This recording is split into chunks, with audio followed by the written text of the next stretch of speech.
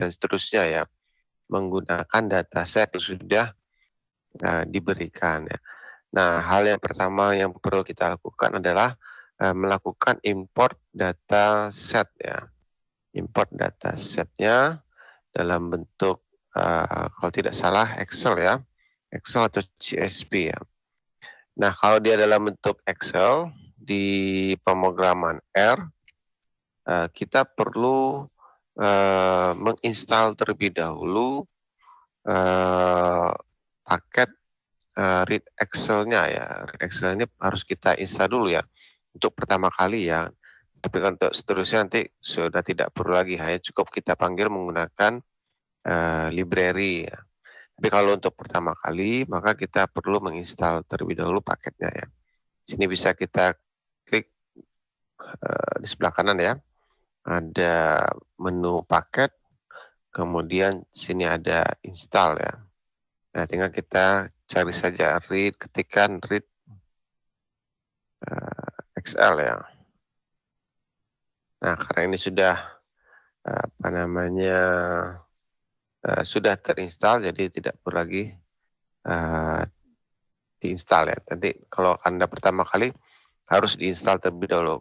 Di pilihannya read Excel, kemudian install ya.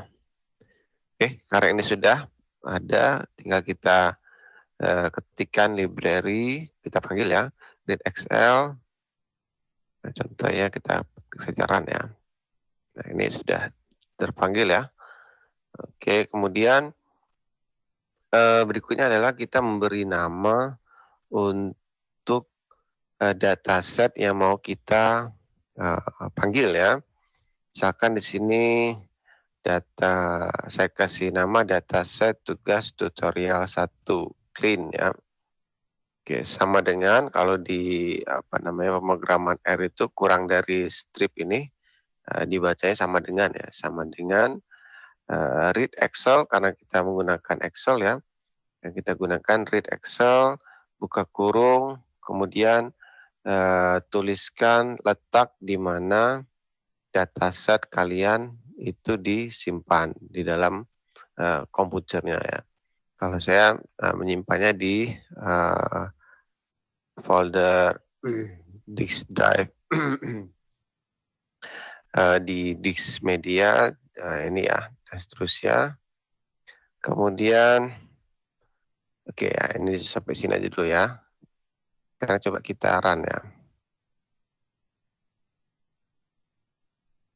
Oh sorry, ini nggak bisa ini ya, sorry. Kita kembalikan lagi, oke. Kita run ya, coba ya.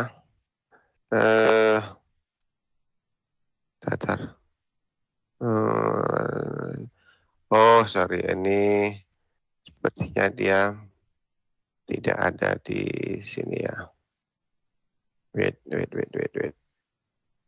Ada yang salah untuk yang bentar.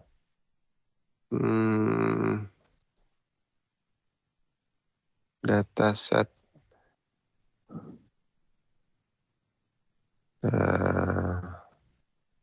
saya letakkan di mana ya?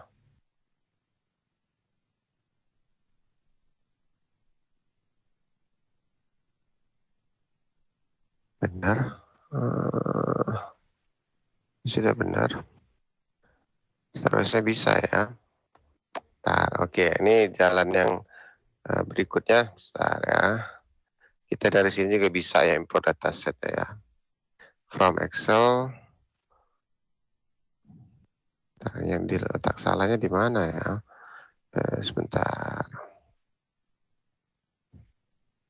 Itu sudah pas. Kayaknya penempatan penulisan lokasi ininya aja. Ini sudah benar. Baik, kita import ya. Oke.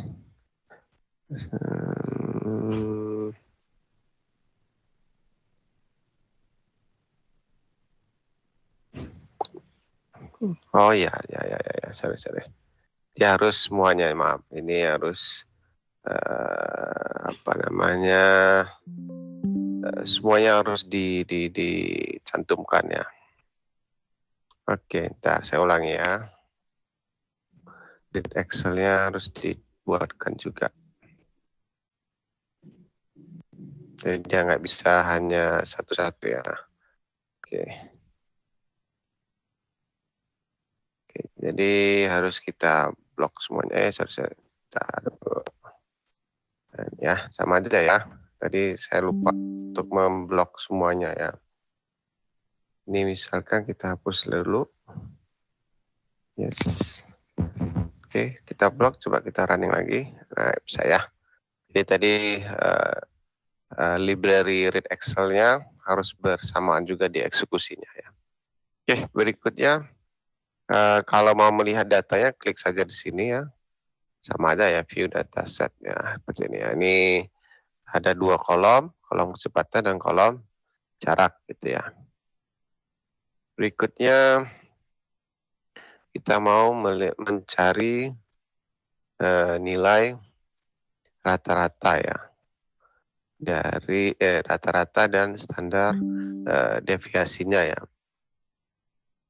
Oke, untuk rata-rata yang diminta itu kalau tidak salah kecepatan ya. Maka rumusnya adalah min atau mean ya.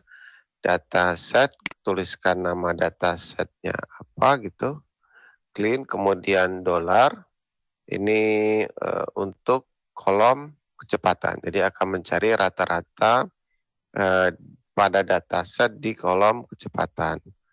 Ya, misalkan kita sini aja ya, klik run. Oke.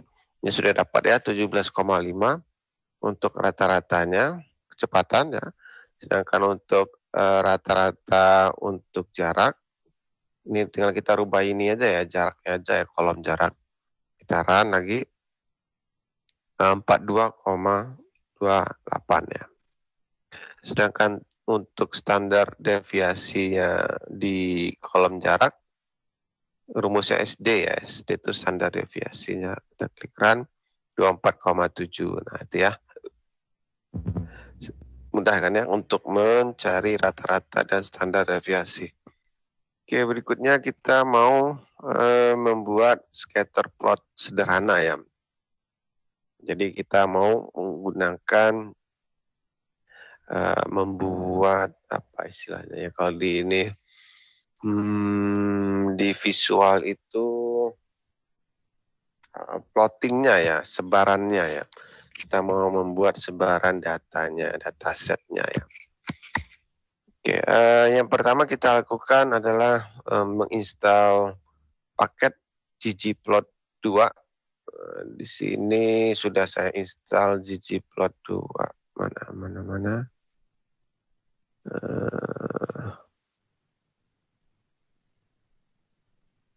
Oh, di atas ya.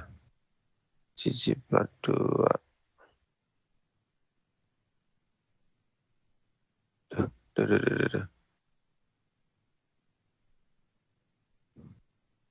Oke, coba saya panggil dulu ya.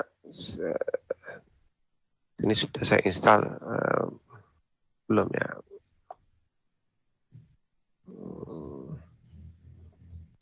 Oke, coba kita lihat ya, sudah terinstall atau belum. Sama seperti read Excel tadi, kita harus cari dulu ggplot2-nya sudah terinstall atau belum ya. Ya, ggplot2 install.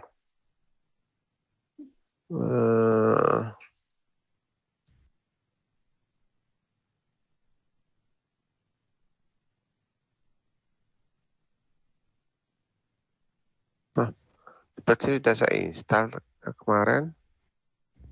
Beberapa waktu, coba ya sebentar. Saya coba kita jalankan keseluruhannya. Oh ya, sudah. Ya, oke ya, ini bisa ya. Jadi untuk ggplotnya sudah terinstall. Tahan. Ini ya, biasanya ggplotnya itu ada. Oh ini maaf, nggak kebaca ya. Sudah terinstall. Ini ada ggplot2 sudah terinstall ya. Nah untuk penggunaannya kita panggil terlebih dahulu library ggplot2-nya, kemudian kita ketikkan ggplot, kemudian nama dari datasetnya, Kemudian untuk sumbu X-nya kita beri nama jarak, Y-nya kita beri nama kecepatan. Ya, nanti hasilnya, mana tadi? Nah, ini hasilnya ya. Jadi ini sumbu Y-nya kecepatan dan ini sumbu X-nya jaraknya ya. Nah, ini sebarannya. Oke. Berikutnya mengatur warna titik. Nah, jadi ini warna-warna titik-titik ini bisa kita rubah ya. Menggunakan fitur color ya. Sama saja seperti ini, hanya saja kita tambahkan warna ya. Misalkan kita warnanya biru, kemudian size ukurannya adalah 3 misalkan ya. Nah, coba kita running. Nah, ini ya lebih terlihat ya warna biru dan dot-dotnya pun lebih besar ya. Kemudian berikutnya adalah membuat histogram atau grafik batang ya. Masih menggunakan ggplot tadi, tinggal kita tambahkan saja geom histogram. Gitu ya. Coba kita running. Ini tanda plus ini dia ini ya, apa namanya, untuk melanjutkan ke baris bawahnya. Jadi sebenarnya ini satu baris saja. Hanya saja kadang dia sampai ke ke sebelah sini jadi tidak terlihat. Nah, jadi saya buat dia 2 baris untuk menambahkan melanjutkan codingnya, tetapi di baris ke bawahnya ya, di baris bawahnya maka kita tambahkan plus saja. Karena coba kita blok, kita running ya. Oke. Nah, ini ya sudah berubah ya. Apa namanya? Histogramnya sudah terbuat ya, diagram batangnya ya. Next adalah oke, kita mau menambahkan warna ya. Kita mau coba warna di histogramnya. Oke, jadi di luarnya warna biru, fill ini untuk di dalamnya warna merah gitu ya. Nanti tinggal Anda bereksperimen untuk apa namanya merubah warna-warnanya ya. Kemudian untuk pelabelan di diagramnya atau histogramnya, Anda gunakan saja nanti ggplot tetap ya. Nanti gunakan apa namanya Xlab-nya, sumbu X-nya, jarak, kemudian untuk sumbu Y-nya beri nama kecepatan, kemudian nanti ada title-nya di sininya ya, data kilometer ya. Sekarang kita coba saja, coba run ya. Sorry.